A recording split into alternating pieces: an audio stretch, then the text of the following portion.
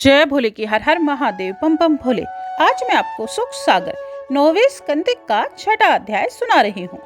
इक्ष्वाकु के वंश को वर्णन अधिक अमित, मानदाता अरु शोभरी, ऋषि की कथा पुनीत। सुनी। श्री सुखदेव जी बोले, हे राजन, राजा अम्बरीश के विरूप केतुमान और शंभु इस तरह 3 पुत्र हुए। वरूप के प्रशदशव और उसके रथितर हुआ।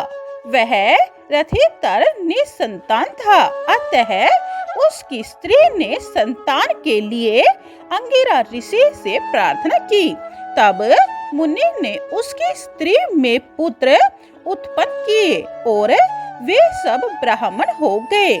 ये सब रथितर की स्त्री में अंगिरा जी के वीर्य से हुए थे।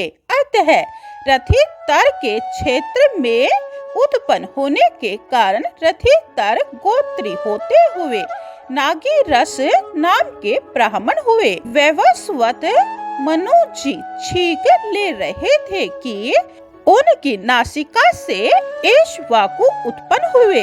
इक्ष्वाकु के विकुशी, निमि, दंडक आदि 100 पुत्र पैदा हुए। आर्यवर्त देश के राजा हो गए।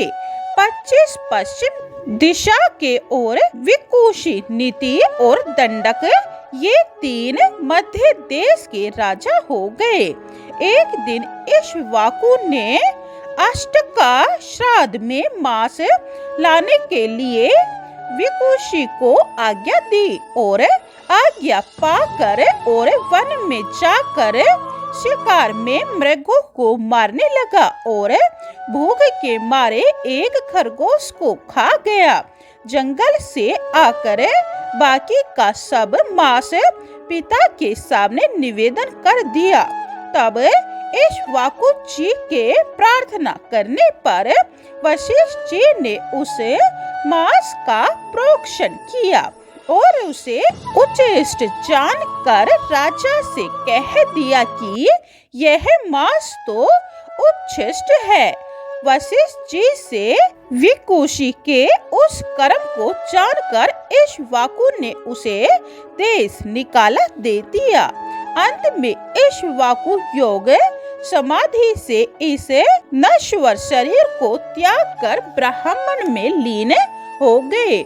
जब पिता इक्ष्वाकु मर गए तो विकुशी ने पृथ्वी का पालन किया। शश यानी खरगोश के खाने के कारण उसका नाम शशाद पड़ गया था।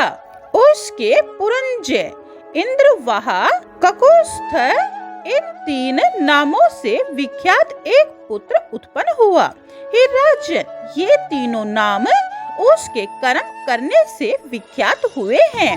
अब उसके कर्मों को सुनिए। एक समय देवता और दैत्यों का बड़ा भारी घोर संग्राम हुआ।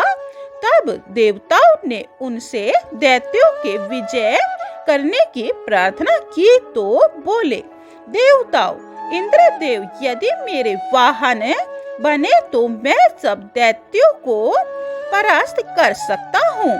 इस प्रकार वाहन पने के लिए कहे गए इंद्रदेव लज्जा से उस बात को स्वीकार न करते हुए विष्णु भगवान के कहने से बैल बन गए।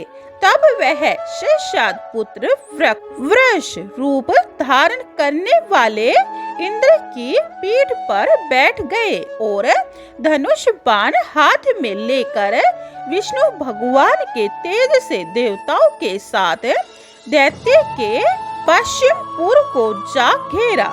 उस समय दैत्यों के साथ देवताओं का बड़ा भारी रोंगटा खड़ा कर देने वाला घोर युद्ध हुआ। जो दैत्य युद्ध के सामने पड़ते थे उन्हीं को बाणों से मारकर भूमि पर गिरा देते थे।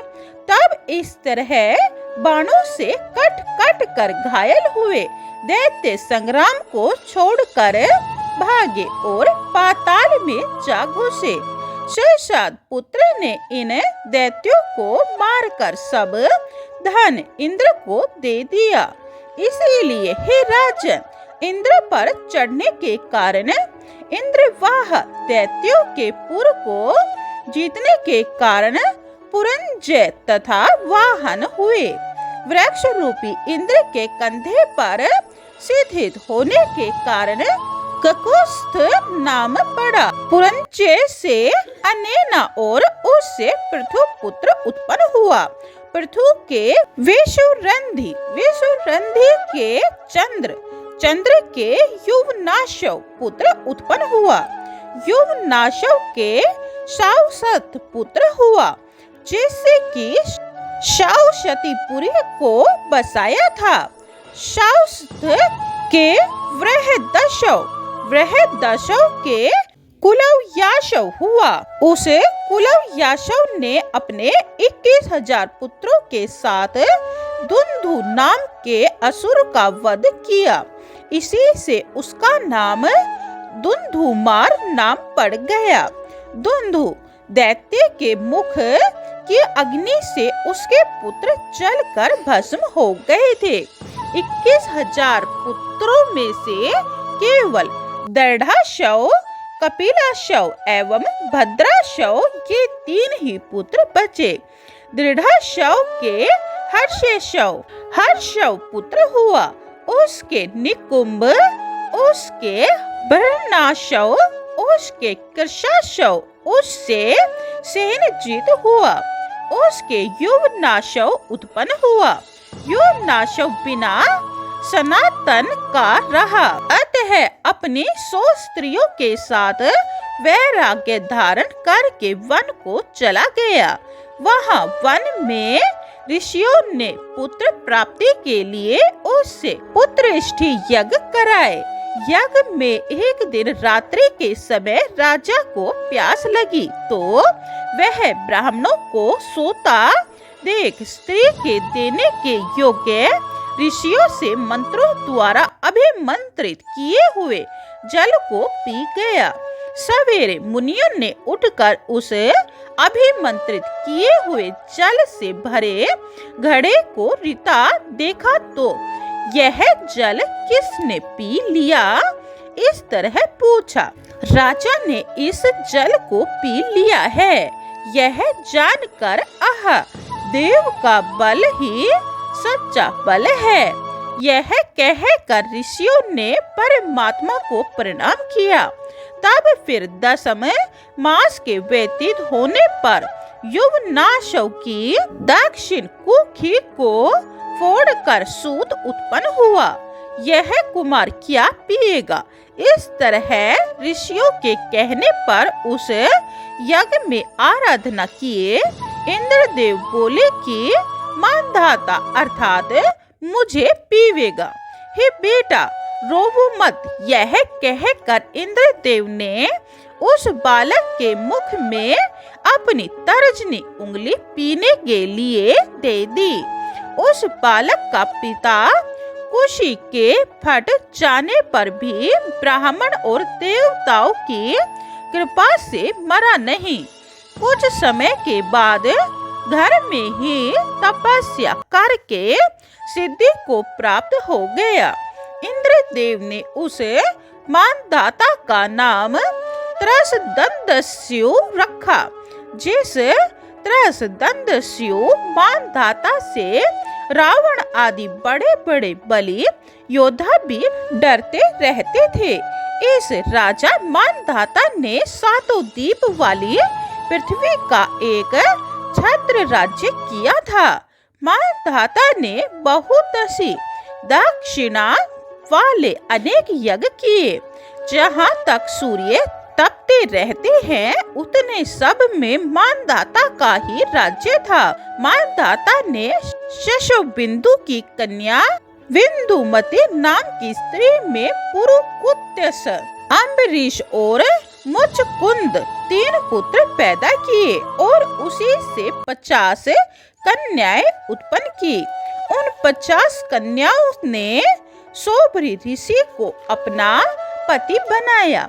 हे राजन, एक दिन सोबरी ऋषि यमुना जी के भीतर जल में मीन राज को मैथुन करता देख कामोत्तेजित हो गए और फिर राजा मानधाता के पास जाकर एक कन्या मांगने लगे। राजा उनको वृद्ध देखकर बोला, हे ऋषि, स्वयंवर में जो कन्या आपको वर ले यानी स्वीकार कर ले, उसी से आप विवाह कर लीजिए। यह सुनकर ऋषि अपने मन में विचार करने लगे कि राजा ने मुझे वृद्ध देखकर इस प्रकार कह दिया है, इसीलिए मैं अपने रूप को देव स्त्रियों से भी चाहने वाले से भी चाहने योग्य बना लूं। यह निश्चित करके उन्होंने बड़ा ही अत्यंत सुंदर रूप धारण किया। राजा की कन्याओं के महल में घुसते ही उनके सुंदर स्वरूप से मोहित होकर सभी कन्याओं ने उनको अपना पति बनाना चाहा। उनमें आसक्त होकर बाकी सब कन्याएं आपस में लड़ने लगी कि यह तो मेरे योग्य पति है, तेरे योग्य नहीं।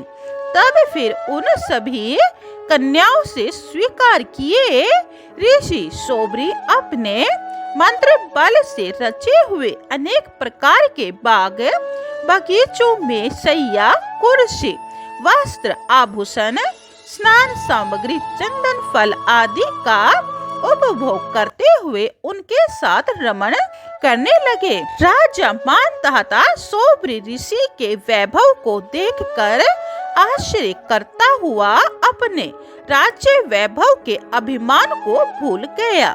सोबरी ऋषि इस तरह घर में अनेक सुख और विषय भोगों को भोगते हुए भी तृप्त न हुए। एक दिन वह मन में मत्स्य के संग को देखकर उत्पन्न हुई कामो उत्पत्ति पर विचार करते हुए कहने लगे, आहा, मुझे तपस्वी के विनाश को तो देखो, तो जो मत्स्य के मैथुन को देखकर मैंने बहुत दिन के संचित किए हुए तप को भी नष्ट कर दिया। मुक्ति चाहने वाले को तो एकांत में रहकर भगवान में मन लगा लेना चाहिए। हाय, मैं मत्स्य के संग से 50 भार्यों के संबंध से 50 हो गया और फिर उन स्त्रियों से 5000 पुत्रों वाला हो गया। इस तरह घर में ही रहते हुए विरक्त होकर वन को चल दिए। वन जाते हुए उनके 7 स्त्रियां पीछे पीछे हो ली। ऋषि ने वन में तपस्या तप कर अपनी आत्मा को ब्रह्म में लीन कर दिया। स्त्रियां भी पति के संग ही सती हो गई। बोली ओम नमः भगवते वासुदेवाय। 6वां अध्याय समाप्तम। जय भोले की 7वां अध्याय यह आप दूसरी वीडियो में सुने। जय भोले की हर हर महादेव बम बम भोले। पूरी सुख सागर सुनने के लिए यह चैनल सब्सक्राइब कर ले और कमेंट में जय भोले की लिखे। जय भोले की।